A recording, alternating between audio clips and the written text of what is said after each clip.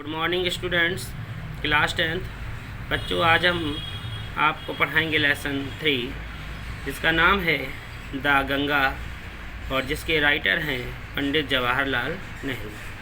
पंडित जवाहरलाल नेहरू का जन्म 1889 को हुआ था तथा उनकी मृत्यु 1964 को हुई थी। पंडित जवाहरलाल नेहरू कहते हैं कि I have received so much love and affection from the Indian people that nothing that I can do can repay even a small fraction of it, and indeed there can be no repayment of so precious a things of affection। Pandit Jawaharlal Nehru कहते हैं कि मुझे भारतवासियों से जो प्यार और लगाव मिला है उसका अंश मात्र भी मैं कुछ भी करके वापस नहीं लौटा सकता। Many have been admired, some have been revered, but the affection of all classes of the Indian people has come to me in such abundant measure that I have been overwhelmed by it। वास्तव में स्नेह जैसी अमूल्य वस्तु का मैं पुनर्भुगतान भी नहीं किया जा सकता। बहुत से व्यक्तियों की प्रशंसा की गई है, कुछ को सम्मान दिया गया, लेकिन भारतवासियों के प्रत्येक वर्ग से मुझे बहुत लगाव मिला है, उसके मैं अभी भी बहुत अभिभूत हो गया हूँ। I can only express the hope that in the remaining year I may live I shall not be unworthy of my people and their affection. मैं केवल यही चाहता हूँ कि मैं जीवन के बचे हुए शेष वर्षों में अपने देशवासियों के तथा उनके स्नेह के अयोग्य ना हो जाऊं। To my innumerable commanders and colleagues I owe an even deeper depth of gratitude. अपने असंख्य सहयोगियों तथा सहकर्मियों के प्रति मैं और भी अधिक आभार व्यक्त करता हूँ। We have been joint partners in great undertaking and have shared the triumph and sorrow with inevitably accompany them। जो बहुत से महान कार्यों में सहयोगी रहे तथा उनसे जुड़े विजयों एवं दुखों को हमने साथ साथ बांटा है। तो इस पैराग्राफ जो आपने पढ़ा उसमें पंडित जवाहरलाल नेहरू ने क्या बताया कि मुझे भारतवासियों से बहुत प्रेम मिला है जिसे मैं वापस नहीं लौटा सकता और वह उनसे अलग होना भी नहीं चाहते। तो अब यहाँ से पढ़ेंगे। When I die, I should like my body to be cremated। इन्होंने कहा है कि जब मेरी मृत्यु हो तो मैं चाहता हूँ कि मेरे शरीर का दाह संस्कार कर दिया जाए, यानी कि शरीर को जला दिया जाए। If I die in a foreign country my body should be cremated there and my ashes sent to Allahabad. इन्होंने कहा कि यदि मेरी मृत्यु विदेश में हो तो मेरे शरीर का दाह संस्कार वहीं पर कर दिया जाए एवं मेरी राख को इलाहाबाद भेज दिया जाए। A small handful of these ashes should be thrown in the Ganga and the major portion of them disposed of in this manner indicated below। इन्होंने कहा कि एक राख का एक मुट्ठी भर भाग गंगा में प्रवाहित कर दिया जाए, यानी कि ये कह रहे हैं कि एक मुट्ठी राख गंगा नदी में प्रवाहित कर दी जाए और अधिकांश भाग यानी कि मेरी अस्थियों का अधिकांश भाग विसर्जन किया जाए, लेकिन नीचे बताए गए तरीके से किया जाए। No part of these ashes should be retained और प्रिजर्व्ड। इन्होंने कहा कि इस राख का कोई भी भाग स्मृति के रूप में रखा ना जाए या उसे सुरक्षित करके न रखा जाए। सेकंड पैराग्राफ से देखेंगे सभी students. My desire to have a handful of my ashes thrown in the Ganga at Allahabad has no religious significance so far as I am concerned. इन्होंने कहा, मेरी इच्छा है कि मेरी मुट्ठी भर राख को इलाहाबाद में गंगा नदी में प्रवाहित कर दिया जाए। जहाँ तक मैं सोचता हूँ इसका कोई धार्मिक महत्व नहीं है। I have no religious sentiments in them matter. इससे मेरी कोई धार्मिक भावना का संबंध भी नहीं है। I have been attached to the Ganga and the Jamuna rivers in Allahabad ever since my childhood. As I have grown older, this attachment has also grown. बचपन से ही मैं इलाहाबाद की गंगा एवं यमुना नदियों से जुड़ा हुआ हूँ और जैसे जैसे मैं बड़ा होता गया हूँ यह लगाव भी अधिक बढ़ता गया है। I have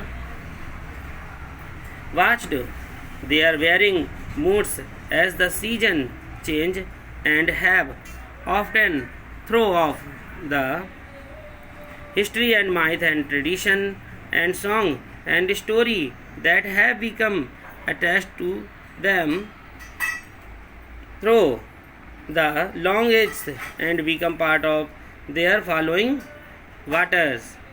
ऋतु परिवर्तन के साथ साथ मैंने उनके परिवर्तन स्वरूपों को भी देखा है और अक्सर इतिहास, पौराणिक कथाओं एवं परंपराओं, गीतों तथा कहानियों के बारे में सोचा है जो कि इन नदियों के साथ युग युगांतरों से जुड़ी हुई हैं तथा इनके बहते हुए जल का एक भाग बन गई हैं। अब बच्चों, तो इन्होंने इसमें क्या कहा कि ये गंगा नदी में अपनी अस्थियों को प्रभावित क्यों करना चाहते हैं। ये गंगा नदी में अपनी अस्थियों को प्रभावित इसलिए करना चाहते हैं कि इनका लगाव बचपन से ही गंगा नदी से रहा है, इनका कोई धार्मिक तत्व नहीं है, इसलिए ये गंगा नदी में अपनी राख को प्रभावित करना चाहते हैं। तो आप सभी बच्चों थर्ड पैराग्राफ देखेंगे। The Ganga specially is the river of India, beloved of her people, round which are intertwined her racial memories, her hopes and fears, her songs of triumph, her victories and her defeats. Ganga नदी विशेष रूप से भारत की नदी है, यहाँ के निवासियों की प्रिय है, जिसके चारों ओर उसकी वंशीय स्मृतियाँ, उसकी आशाएं, उसके भय, उसके विजय गीत, उसकी विजय एवं पराजय जुड़ी हुई है। She has been a symbol of India's long culture and civilization, ever changing, ever flowing at ever the same Ganga. वह भारत की युग युगांतर पुरानी सभ्यता एवं संस्कृति का प्रतीक रही है, हमेशा परिवर्तनशील, हमेशा प्रवाहमान, लेकिन गंगा फिर भी वही है। She reminds me of the snow-covered peaks and the deep valleys of the Himalayas, which I have loved so much, and of the rich and vast plains below where my life and work have been cast.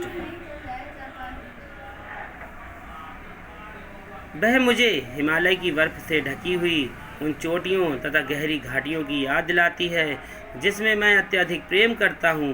Ganga मुझे उपजाऊ एवं विशाल रूप में फैले हुए मैदानों का स्मरण कराती है जहाँ मेरे जीवन एवं कार्यों का साकार रूप प्राप्त हुआ है।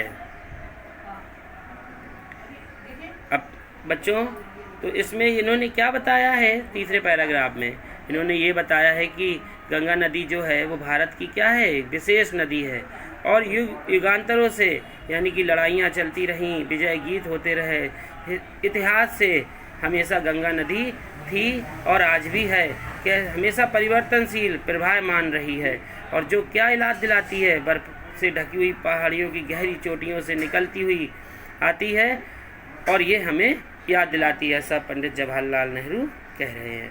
अब नंबर 4 पैराग्राफ पे सभी बच्चे आएंगे।